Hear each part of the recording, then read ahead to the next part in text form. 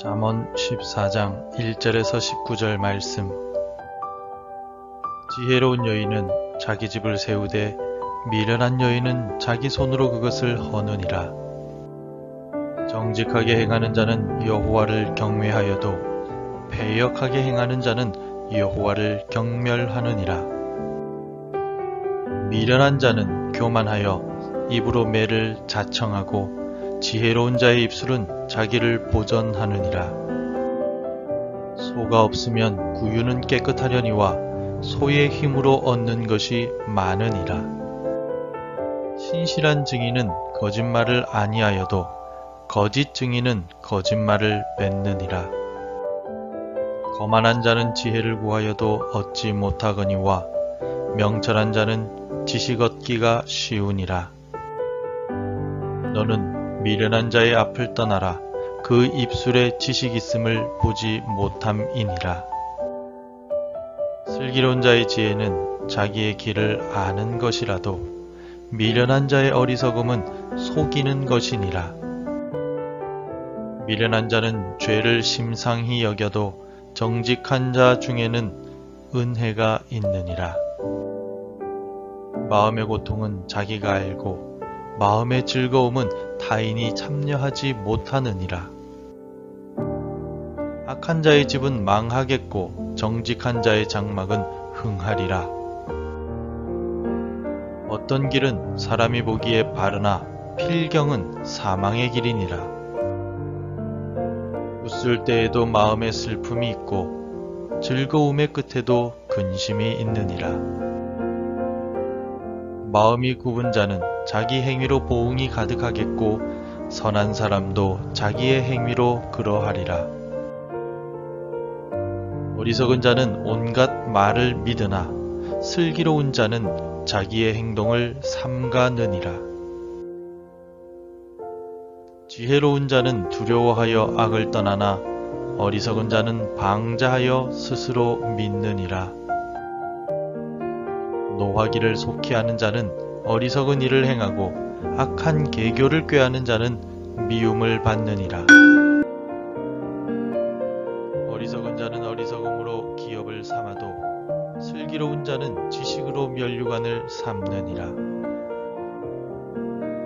악인은 선인 앞에 엎드리고 불의한 자는 의인의 문에 엎드리느니라.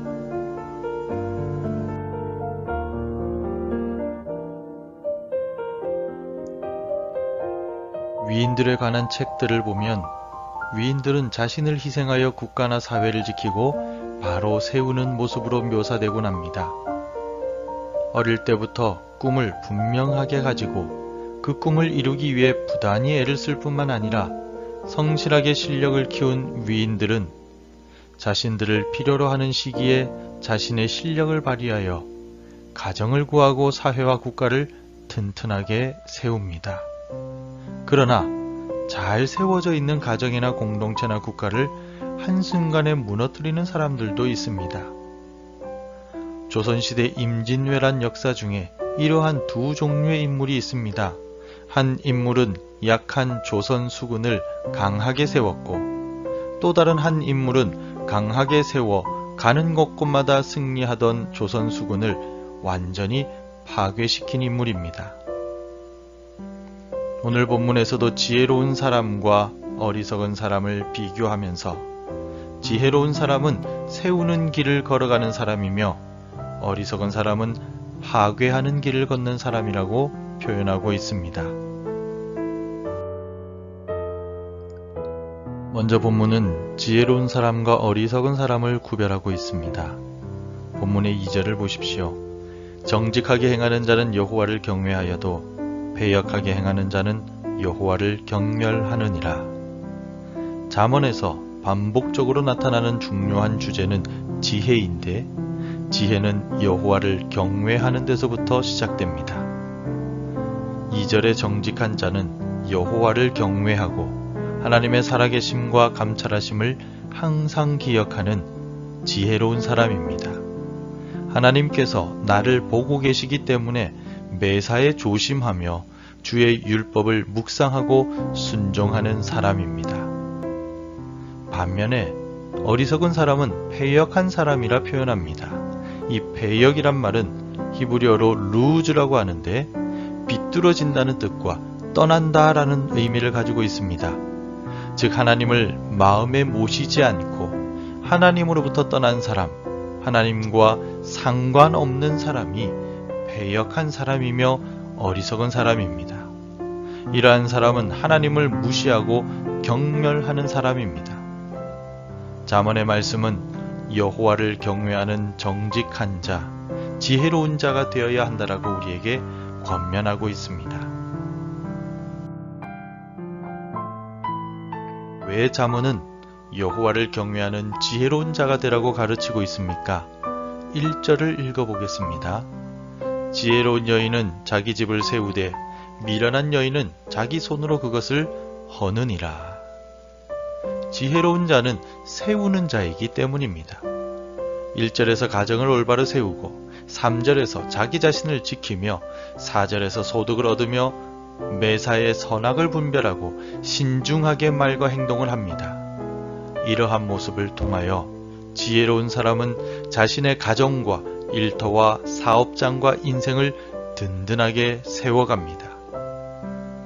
반면에 미련한 사람은 하나님을 무시하고 세상의 지혜를 더 의지하기 때문에 가정이 무너지고 교만한 말 때문에 자기 자신이 크게 손해를 보게 됩니다.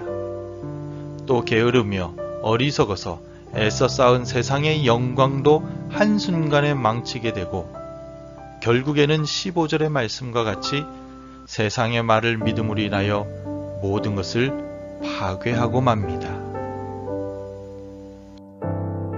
또한 본문은 선을 베풀고 사랑을 베푸는 선한 자와 남을 속이는 악한 자의 차이에 대해서도 말씀하고 있습니다. 11절을 제가 읽어보겠습니다. 악한 자의 집은 망하겠고 정직한 자의 장막은 흥하리라. 선한 자, 정직한 자는 정직한 증언을 하는 사람입니다. 다른 사람을 억울하게 만들지 않고 돕는 사람이며 혹시라도 다른 이들에게 피해를 주었다면 즉시 사과하고 배상하는 사람입니다. 이러한 사람은 흥하게 됩니다. 히브리어로 흥한다란 말은 파라흐라고 하는데 꽃이 피고 열매가 맺히고 날아오르듯 번성하고 하나님의 복을 받는 것을 의미합니다. 그러나 악한 자들은 자신의 이익을 위하여 다른 사람을 이용하고 속이며 거짓 증언을 합니다. 죄를 지어도 회개하지 않으며 이웃에게 무관심한 자입니다. 이런 사람은 망하게 됩니다. 망한다는 말은 히브리어로 샤마드라고 하는데 하나님의 심판을 받음으로 인하여 뿌리까지 완전히 말라버리고 사라지게 된다는 의미입니다.